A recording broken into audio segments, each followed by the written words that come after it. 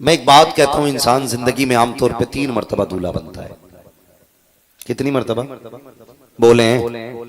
بات سمجھ پا رہے ہیں نا؟ کتنی مرتبہ؟ 3 مرتبہ دولہا بنتا ہے. کب؟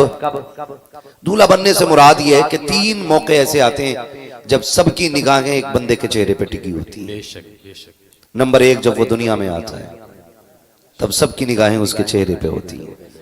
گاؤں کے اس کونے تک کا بندہ دیکھنے آتا ہے، دیکھیں تو صحیح کیسا شخص آیا ہے دنیا میں. نمبر 2، جب بندہ نکاح کے لیے تیار ہو تو براتی کتنے بھی خوبصورت کیوں نہ ہو، نظریں سب کی دولہا پہ ٹکی ہوتی ہیں.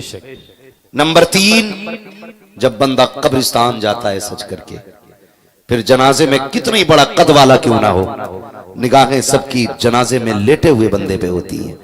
3 مرتبہ بندہ سجتا ہے. مگر قربان جاؤ قرآن کے احسانات پر کہ جو اس لائن میں آ جاتا ہے وہ ایک بار نہیں بار بار دولہا بنا کرتا. نعرہ تکبیر، نعرہ رسالت، جشن دستار بندی، مسلک اعلی حضرت مدرسہ عزیزیہ ناصر العلوم. سبحان اللہ. بندہ بار بار دولہا بنتا ہے. حافظ ہوا پھر دولہا بنا، قاری ہوا پھر دولہا بنا، مولوی بنا پھر دولہا بنا، عالم ہوا پھر دولہا بنا، فاضل ہوا پھر دولہا بنا، خدا کی قسم مفتی ہوا پھر دولہا بنا. اور دیکھو کسی دولہا کی کامیابی کی سند نہیں ہوتی ہے جب علم والا حافظ قرآن جنازے میں لیٹ کے جاتا اصل دولہا بنتا ہے. اور پروٹوکول یہ ہوتا ہے، اعزاز یہ ہوتا ہے، عزتیں یہ دی جاتی ہیں جب یہ جنازے میں چلتا ہے نا، اعلان ہوتا ہے خبردار قبر سنبھال کے رکھنا، جیسا آ رہا ہے ویسا ہی وصول کریں گے. یہ جو آ رہا ہو اس کے ایک بال کا بھی نقصان نہیں ہونا چاہیے. اس کے سینے میں میرا قرآن ہے.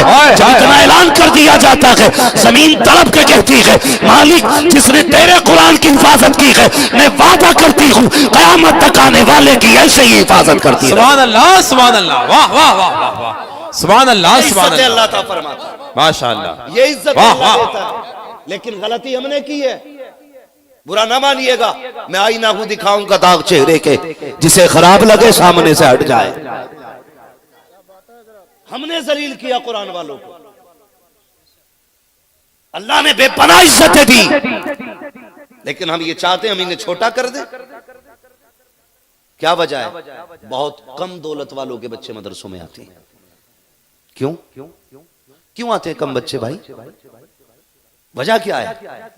وجہ صرف اتنی ہے کہ جن کو دولت کا بخار چڑھا ہوتا ہے نا وہی سوچتے ہیں کیا ملے گا اسے. 5,000 روپلی، 7,000 روپلی. چیلنج کے ساتھ کہتا ہوں جو 10 لاکھ کماتا ہوں مہینے میں نا، آ کے مسجد کے امام سے کپڑے ملا لے.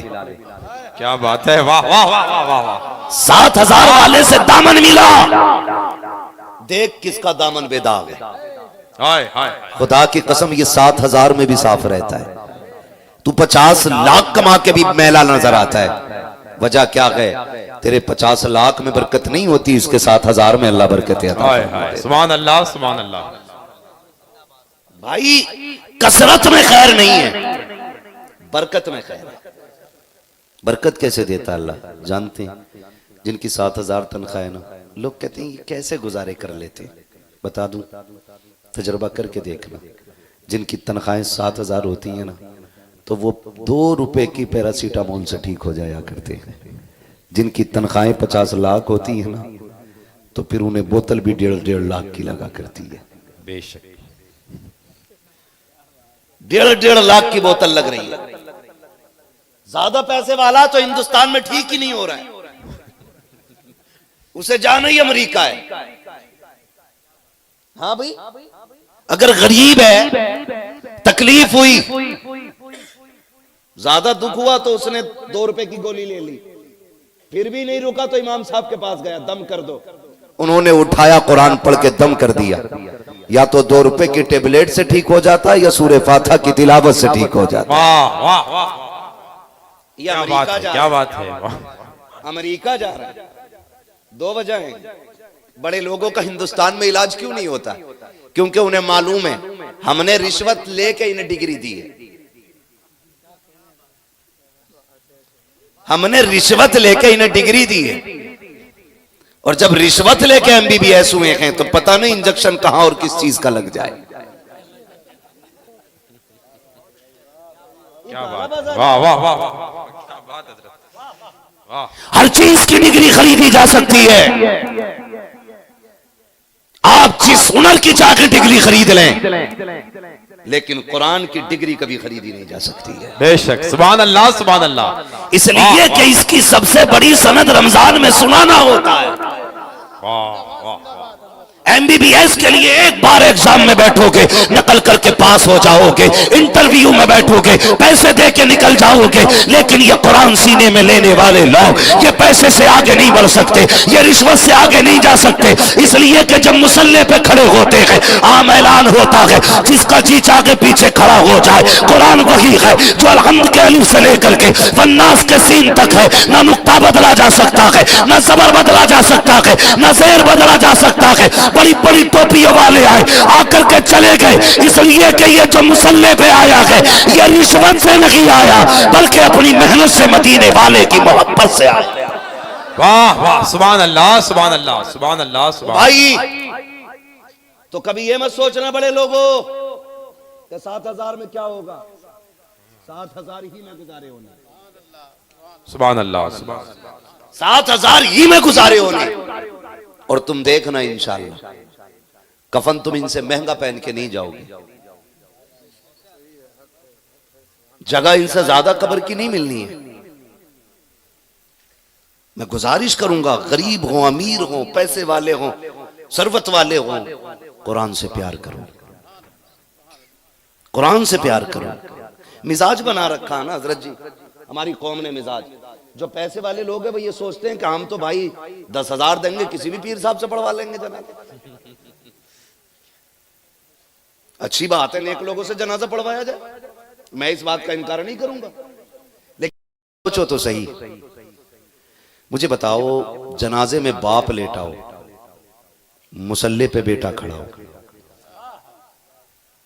مجھے بتاؤ آپ نے مجھے بلا لیا، چل بھئی یار مشہور آدمی ہے پڑھا تھا جنازہ آ کے، میں کیا کہوں گا آ کر کے بھئی فیضان صاحب ماشاءاللہ اللہ سلامت رکھے بڑے اچھے آدمی تھے، بلایا تھا مجھے جلسے میں، اچھا کھانا کھلوایا تھا، اچھی جگہ دی تھی بیٹھنے کے لیے، بس اتنا ہی خیال آگا اچھے آدمی تھے. اللہ اکبر. ہاں بس اور کیا کر سکتے. بیٹے کے لیے جو درد باپ کے سینے میں ہو سکتا ہے، باپ کے لیے جو درد بیٹے کے سینے میں ہو سکتا ہے وہ میرے سینے میں نہیں ہوگا، آپ کے لیے میرے سینے میں نہیں ہوگا. یاد رکھیے گا کوشش یہ کریں کہ تیرے انتقال سے پہلے تیرا بیٹا اس لائق ہونا چاہیے کہ تیرے جنازے پہ تیرے بیٹے کو نماز پڑھانے کا موقع ملے.